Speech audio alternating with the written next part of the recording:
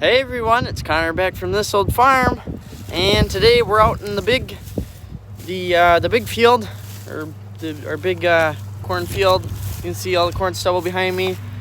There is a little one that was, if you go back to the first ever plow day we held here for the Ramsey Relics tractor group. That was that field there, and you can see that one's all finished. That's actually where I believe it was the last farm update video. I believe that's where we were cutting, or where we had started with silaging, and that's all finished. And this one, as you can see, is pretty much just about done too. We're getting down to the last of it almost. We haven't quite gotten to the triangle yet. We're still doing the whole big back and forth, but eventually there's a triangle up here that'll, ends about there or something. Well, we've just been kind of we've had a little bit of trouble with our corn chopper here this year, but we're finally, kind of ever since we've had it. But this year we kind of had a big catastrophe. One of the blades, the bolts that hold the knives on, had come off, and of course it kind of dinged some stuff up, bent the blade all up, or the knife, I shouldn't call it a blade, and so we had to redo that, and then we were having issues with it. It just constantly plugged, and we were having troubles with it not throwing very good. Well, what it turned out was the knives weren't adjusted out far enough to they call it a blower band, which is kind of basically just what the blades run around in. And so we had those adjusted out far enough. Now it blows really, really good. And then we were having an issue with the cutter, with the sickle on the front. What happened was the bearings went out. The one actually had fallen apart, and the other one was on its way out the door. So we just got done finishing putting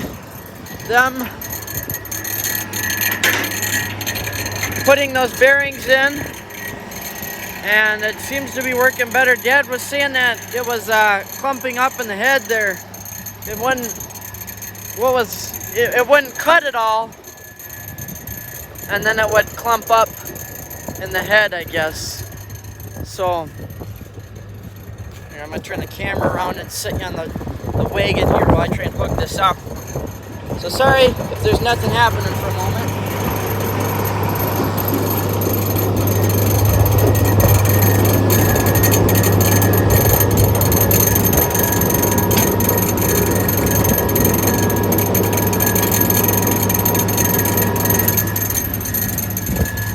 But so we got Mo here. He's been, as I fall down, he's been being our little, I don't know what you would call him, our running man. We've been taking all the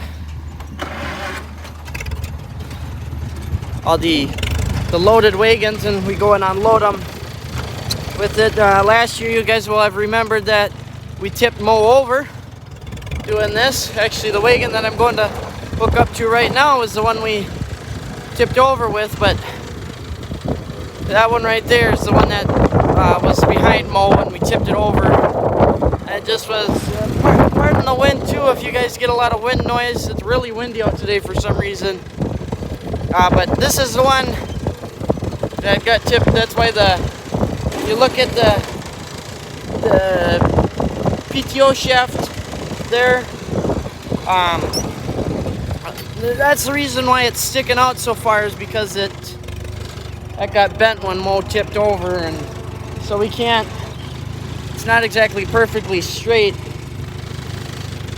anymore, so we can't stick it all the way in, unfortunately, because that sometimes causes some issues when we're hooking it up here, like when, let's see, where can I set the camera?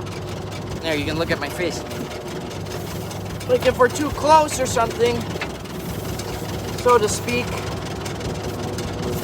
it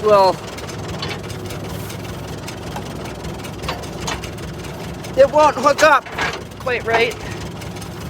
Such a pain in the butt sometimes this is, because things get too close and yada, etc. But I think we're gonna have issues, so what happened is, if I can, let's see if I can show you here. I don't think you guys are gonna be able to see the bend. I don't know. I don't think so, especially now with the camera's focused. Let's see if we can, if we unhook it here, maybe then we can get, see if it'll pull out easier, if it's gonna be stiff. Let's see now. I gotta look at this with my eye. So there, yeah, you guys can see that pretty good. You can see the shaft is really, see if I can get the focus. Come on. Work with me here, Mr. Camera. You're not doing what I want you to do. Why is this not working? There. You can kind of see it's got kind of a bend in it there. And it's just enough to goober it up to where it doesn't want to, if you're too close, which we aren't, thankfully, you can't, if you're too close in here, you can't push it up in far enough to get it connected. But thankfully, we're far enough away that we don't have that limitation, and we can hook up the PTO shaft. So now we get to drive over to the pit and unload our wagon there, our nice little load. Let's try third gear here. Give you a little bit of, Mo is not, something's up with him. I think his carburetor is needing a pretty good rebuilding. If you have him at a real good idle and then kind of throttle him up, he throws a hissy fit. So we'll take this trailer, this wagon, and go unload them. We'll video this. If you guys, maybe some of you will be interested in this, maybe some not. But this is our dual wagon. We used one of these. Actually, it's that other one. Well, of course, now it's behind the pickup truck. There he is, way up there in the top left. We used that one to actually spread manure on these fields. Both of these actually got to have manure spread on them, and how we did that is we just took, there's a door on the back. I'll show you that when we get up to the pit here. There's a door on the back that swings open, but you can actually take it just completely off. And what we would do is we would use Pat right there, Pat the backhoe, our Ford 4500. We would use that and loaded the wagon. We got about two or three scoops. I think we started going to 3 towards the end. And I gotta switch hands here. We went to 3 scoops and would put 3 scoops in the back, and then we would take Mo here and went and dumped them out in the field. And usually it took about 3 loads to get one entire length of the field. And it worked actually really good. The corn, you could tell, like I sort of explained when we first started chopping in that farm update video, you can see where the manure was spread and wasn't spread. And so, but anyways, this is just kind of what we've been doing. We've been chopping corn a lot lately, or well, pretty much the entire time. I don't know what we did last week. Oh, last week we were fixing the corn chopper, which I apologize for not having a video last week. It just kind of, I didn't, school started up. I was going to try and get you guys a regular, normal video actually of that manure spreading, but I just haven't had, school started up last week, and so that's been consuming lots of time. And then I've been working after school, which that's until 7 o'clock. So by that, that's a 12-hour day in itself, getting up at 7 and then working till 7. So it just kind of tires you out. So that's why there was no video last week. But we'll have a video here now for this week. So this is the pit. We've been doing the same thing. You just drive over. It's a little spooky. Of course, after our incident last year. See, the trailer comes down. We go first gear. We take it nice and slow.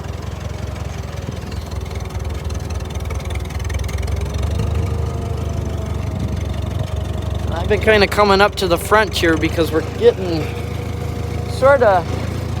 we're having a little bit too much in the back. All right, this should work. So we'll swing the camera back around so you're not looking at, well, no, we'll put it back this way, sorry. So we come back here, and like I was explaining, the door swings open. So you've got this little lever here, which should be like that rather than out. So when you open it, you bring it to the flat spot and then you swing it out of the way. That's how that one works. And then down here, they've got this little pin here. And actually, maybe I should have waited to pull this one off. Sometimes these pins get a little stuck, kind of messed up down here, and they don't want to come out. There, that's gonna help us a little bit. Sometimes you gotta. Usually, I would have both hands, so I would be trying to use my other hand to hit it. But I'm gonna use my foot. Not really successfully here. Let's put the camera down so I can do this. So you just gotta give it a tap. And it, because the door, of course, after years of use, the doors become bent and whatnot. And so, there we go. But see, you can see that this just swings open like this. And there's actually another two of those pins on this side. One there and one there. That if you just pull those out, that whole door just comes off of there. And then you can see what happens here now is with the PTO, you start up the PTO, and it runs, there's a chain up in the front there, right there, under that cover. That goes from where the PTO comes in the middle, over to the side. It spins this shaft, which comes all the way down here back to this gearbox. It's a gearbox right here. And what that does is you actually have two, I can show you. There's two chains back there also. There's one right here, and there's one right there. And then there's this little shifter. And what you can do is, right now, there's a high and a low gear. So right now it's in the high gear, and if you want it to go slower, you pull it back. You know, you're in low. But we like to go in high because it's nice and fast. And then what that does, what the gearbox does, is it changes where you're spinning from. So it changes from here.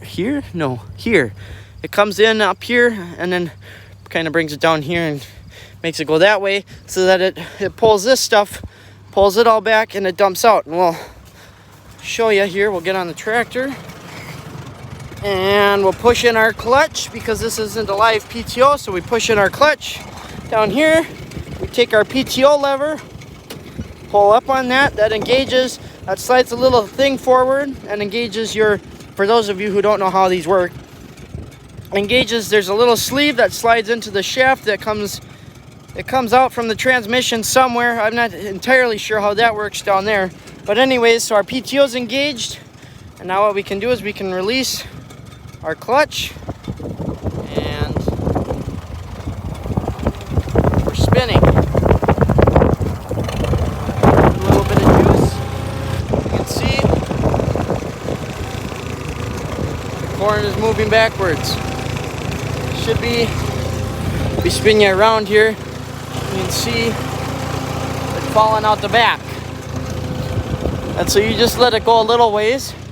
Then you can push in your clutch again. It stops the PTO, of course. Put it down into first gear. And you can see our shift pattern. So you got first gear is all the way to the left and down. And what we can do is we can pull forward a little bit.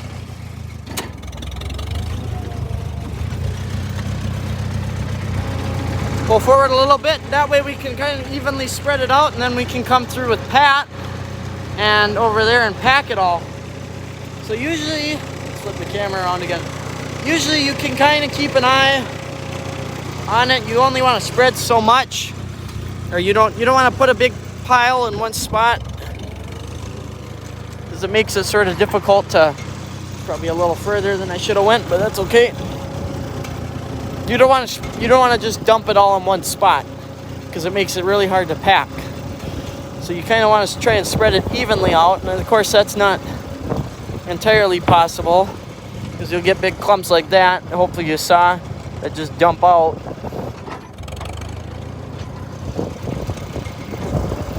That's kind of an art, we'll say, to try and get it to work right. So there, that clump is going to dump. Now we'll move. just kind of, it takes a little bit of practice, I guess you could say. I mean, there's not a lot you can do about if it dumps wrong. You just take the bucket of the backhoe and push it back or pull it forward or whatever you want to do with it. You can kind of play with it a little bit. It's almost like sand, like in a sandbox when you're playing with your little toy tractors. You just kind of mess with it, move the pile around.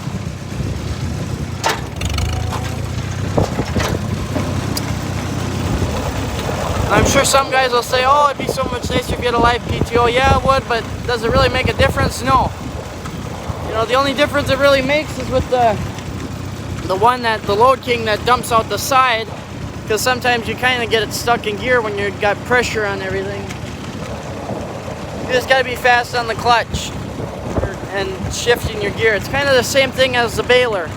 You know, some guys say you need a live PTO for baling square bales, and really you don't. You just got to be able to be fast on the clutch. Oops. So we'll just kind of finish this out, and we'll actually, sorry, I know I'm jostling you guys all over the place and dragging this out way longer than it has to be, but now we can go to the back. In here you guys can see everything spinning. It all comes down, and I can show you, I can demonstrate so you can see how fast it's moving right now. Now you can see how much slower. That's slow. Now we're going nice and fast. And so here you can see just how it's spread it out. Of course, I didn't do the greatest of job, but that's no big deal. So we'll just kind of wait for it to unload here. Now usually what we try and do is we try and get a bar stopped about right there. So that way it's kind of, when the door closes, it kind of, if you have it like this, where there's no bar here, it kind of leaves a gap. So we'll try and stop with a bar about right there where that one is, and that way it kind of helps. So we'll quick run up front here and wait a couple seconds and get it in. Now you don't have to press the clutch to take it out of gear, at least as far as I'm aware. That's pretty good. That was a good guess. So yeah, there you can see that we've clean up some of this stuff so it doesn't wind up in the field. Now we can take our door here, just blowing away on me, and you can see when we close it, they kind of mesh together there and close up the gap. So we'll take our lever here, swing it over. This one's kind of messed up, so you got to pull it over a little bit, and then we can take our pin here, get our, not quite ready yet, get them shoved up in there, get the holes aligned, and hopefully, of course it doesn't want to go. I'm not sure what's going on here. No, why are you unhappy? Because you're not over far enough, but you should be over far enough. This is the problem. Things get bent up and then they don't want to mesh. And it makes life difficult. And sorry if I'm not pointing you guys place here. Open this door back up. See, this is the fun part of farming. The fun. It's when things don't want to align right.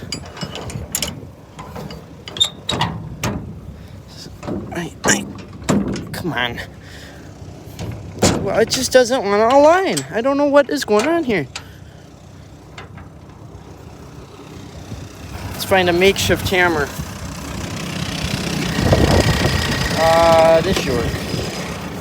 Take our 2-inch ball here and see if I can't give it a little tap. It's not gonna take that really either. I'm not sure why this isn't working right.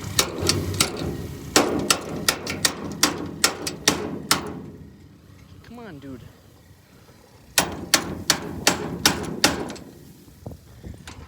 You know, I don't know what is going on here. But anyways, I'll worry about that once I end the video. I'm not sure why that's not going to work right. Never had that happen. So now we can take this back over to where Dad is. And then he can load it again.